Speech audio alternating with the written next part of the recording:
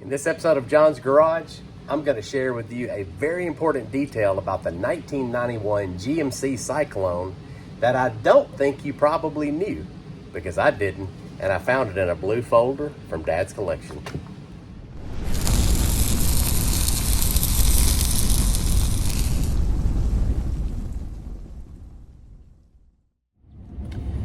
All right, so as I mentioned, I found a blue folder in Dad's stuff that brought back a flood of memories for me. And I'm gonna get to that here in a minute. But inside that blue folder, before this episode is over, I learned something, and I thought I knew a lot about the 91 Cyclone, the super cool truck from GMC. But I didn't know this fact, and I think you're going to find it super interesting. So don't bail out early, because I think you're going to really appreciate it when you learn at the very end what I found. But when I opened up that blue folder, obviously it is about the 91 Cyclone, because that's the point of the episode. But I had a flashback of how I even gained an interest in the Cyclone, and it starts with a Grand National. My very first turbocharged car experience was a 84-85 Grand National. The way that happened is I worked at a drugstore called Eckerd Drugs. I was on the graveyard shift as a night stalker, and we always had pharmacists on duty because the location I was at was open 24 hours a day.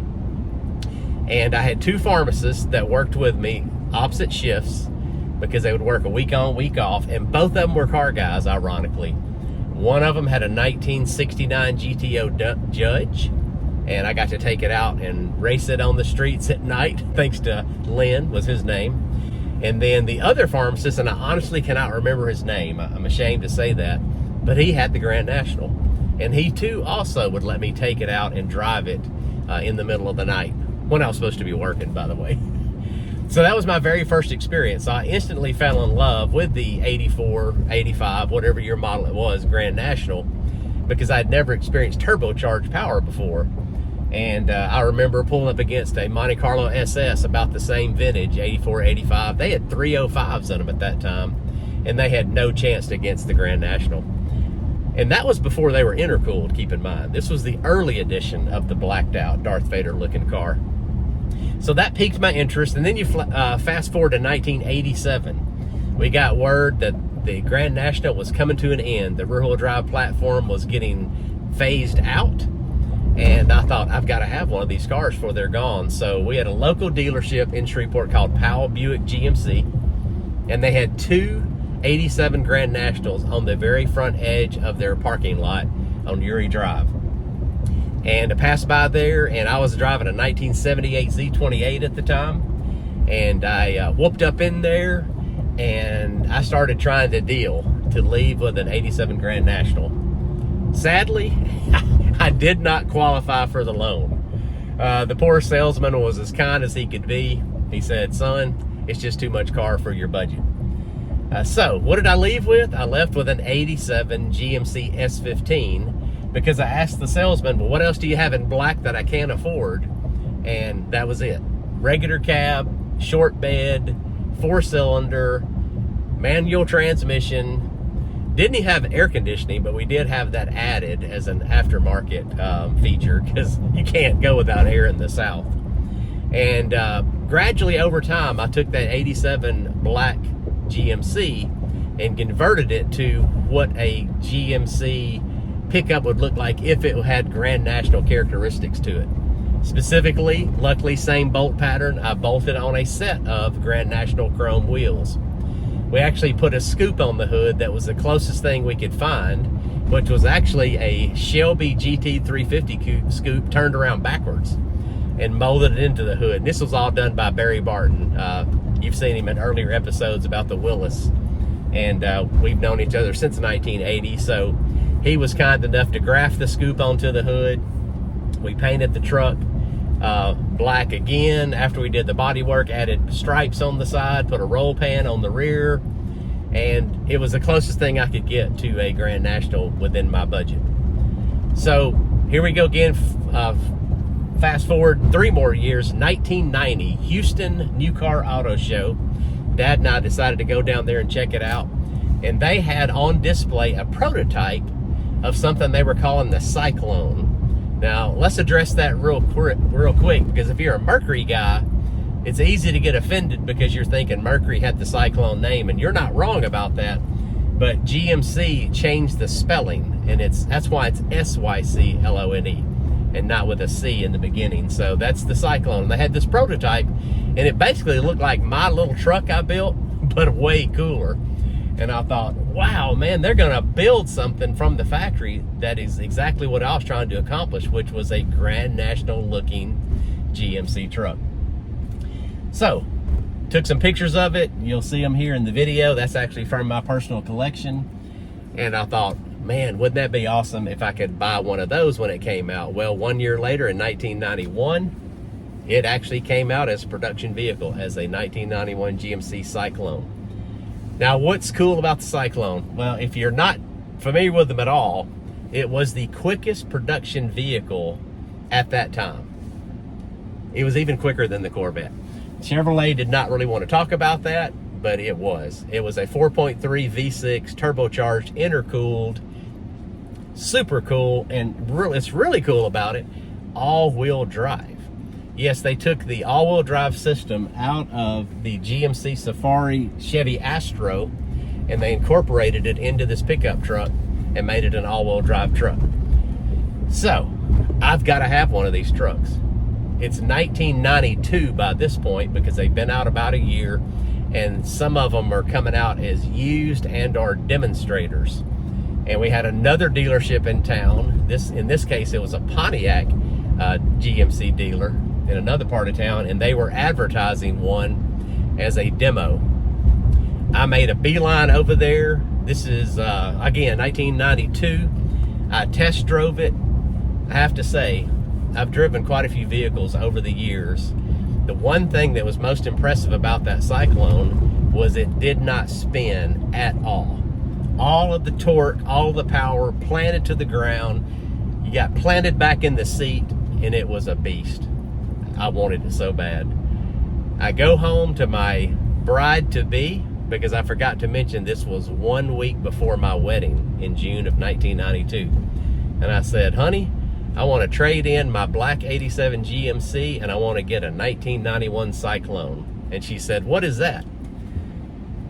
I told her what it was, and when I told her how much it was, now keep in mind, this is 1992. A brand new 4-wheel drive Sonoma in 1992 was about $12,000 to $13,000. I paid $9,000 for my 87 regular little truck in 87. These stickered for $26,000, which was a bunch of money in 1992. I think this demonstrator was on sale maybe in the 20s, low 20s, maybe 22,000, something like that. And she looked at me and she said, no, you have lost your mind. We are about to get married in a week. We ain't got the money. And there goes my GMC Cyclone dream. So, Dad also went and test drove the same truck, but he also was short on cash, but he loved it as well. So from that day forward, he grabbed those brochures you saw in the blue folder on that visit. Has had them ever since, and now I'm going through his collection and I found it. So what's the deal? So what's this great detail? So I'm in Bossier City right now, where I live, and I'm about to head to Shreveport. And I am going to share with you a bit of information about the truck that I bet you don't know. You might, but you'd be rare if you do. So I'm gonna jump in the truck. I'm already in the truck. I'm going to turn the camera around, and we're gonna grab some footage of heading over to where I'm headed, across the Red River to Shreveport. And when we get there, I'm gonna talk more about the truck and more about the special details that I share.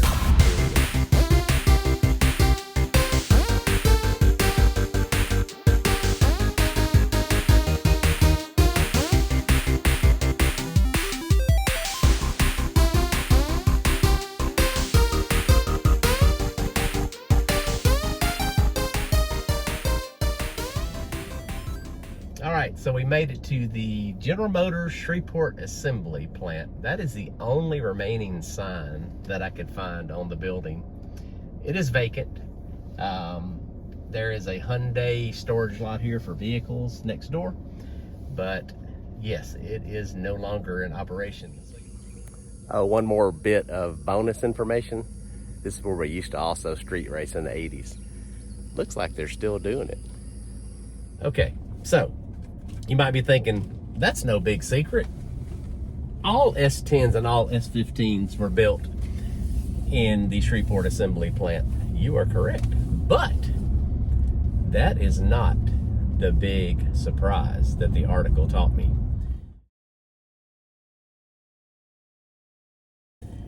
A third-party vendor actually finished the 1991 GMC Cyclones. I did not remember that. The name of the company was PAS, Production Auto Solutions or Services or something like that. I got a note right here. Somewhere I do. Oh, yes. Here we go. Yes, Production Automotive Services. They're a company based out of Troy, Michigan. Another interesting fact about them, they also built the 1989 Indianapolis pace car. Anybody remember what that was? That's right, a turbocharged Trans Am that had the Grand National engine in it. One of the last uses of that particular package. So PAS was actually contracted to actually finish the trucks.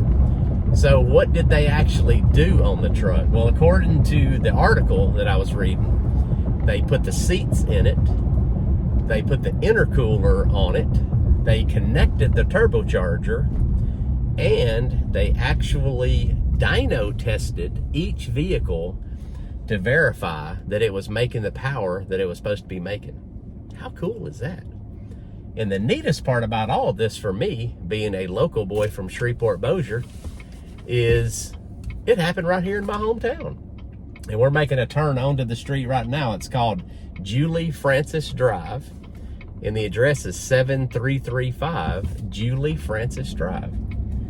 And it is a very nondescript building that you would never know was utilized as something so historic as building 91 Cyclone. Now I've got two sheriffs behind me. And it may be because I was so close to the assembly plant a minute ago. We'll see what happens when I turn in here and try to turn around right in front of this location. Let's see what happens if they go around me or follow me. They went around me for now. Okay.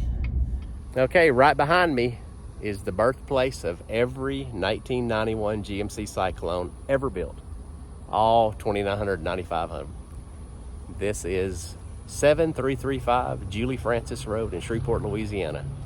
It's now a fence supply company or something. But can you imagine just outside there, stacked up GMC Cyclones? Again, I don't know how they were transported. I don't know if it was a whole transporter at a time, a smaller type of trailer. If you have any footage or pictures of anything like that, I would love to see it because that's fascinating to me. But that's where they were born. I hope that was interesting to you because it certainly was to me because I had no idea that it happened right there. I assumed it all happened inside the GMC actual assembly plant. So anyway, if you have any other facts about GMC Cyclones that I got wrong or in addition to what I shared, please put it in the comments because I love those trucks. I know other people do too. And I know there's information that I don't know out there that would be super, super fun to learn. So yeah, so I hope this was worth your time. I hope you found it interesting.